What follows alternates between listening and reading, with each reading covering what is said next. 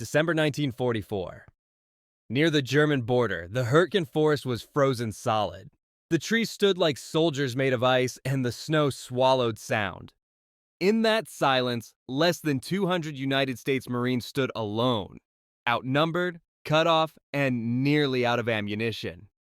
On the other side, 980 German soldiers advanced in formation. The Marines had no artillery, no radio contact, and no hope of rescue. And yet, when the enemy appeared through the mist, they didn't fire a single shot. The Hürtgen Forest wasn't just a battlefield, it was a graveyard. For months, American and German forces had fought through its tangled trees, hidden mines, and freezing rain.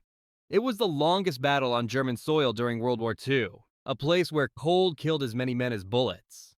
By December, Allied lines were collapsing, reinforcements were scattered, supplies were thin, and morale was breaking.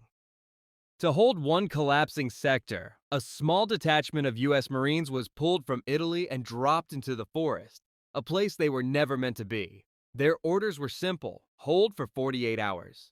But those 2 days would turn into something no one had ever seen before. Their leader was Lieutenant Frank Harris, a 32-year-old Marine from Portland, Oregon. Before the war, he had been a chemical engineer, a man who understood smoke, wind, and the chemistry of fear.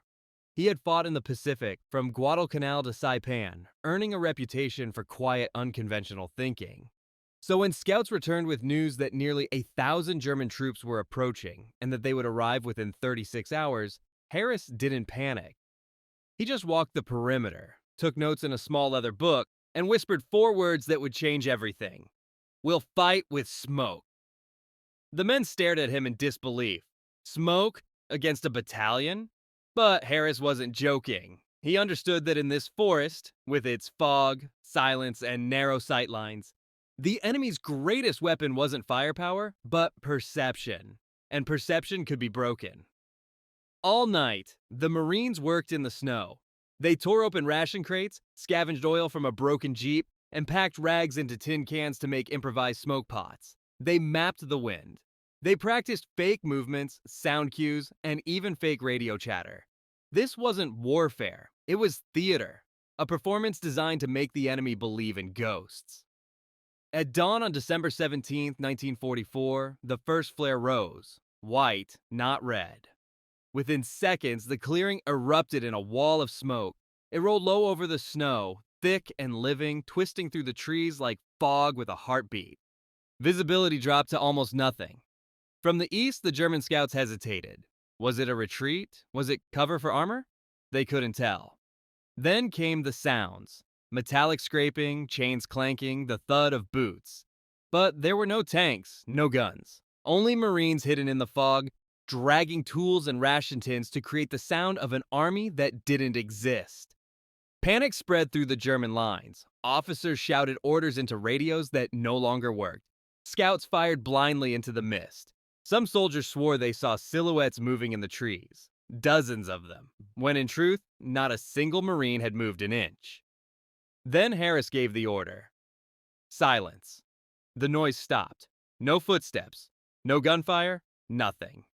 And in that terrible quiet, the imagination of 900 men filled in the rest. They saw what they expected to see. An ambush. A trap. A force 10 times their size. The Hürtgen forest had turned against them. By morning, the German formation had shattered. Some fired on shadows. Others tried to retreat through their own smoke and got lost. One platoon even attacked its own flank, convinced it was surrounded. Meanwhile, the Marines stayed low, cold, and silent. They planted new smoke pots, whispered orders in German, and played a simple recording on a shortwave radio. "You are surrounded. Lay down your weapons. Reinforcements will not arrive." It repeated twice, then nothing. In the fog, silence was poison. When the smoke finally began to thin, the impossible had happened. The first German soldier stepped forward, hands raised, then 2 more, then dozens. By 9 o'clock, a white flag appeared on a broken branch. In total, 980 German soldiers surrendered. The Marines had 3 men injured, none by enemy fire. Not a single bullet had been fired. The after-action report sounded like fiction.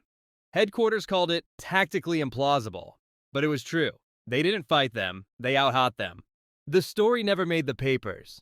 In the same week, the Battle of the Bulge had erupted and Europe was on fire. Nobody wanted to talk about a battle won with smoke and silence. The report was filed away.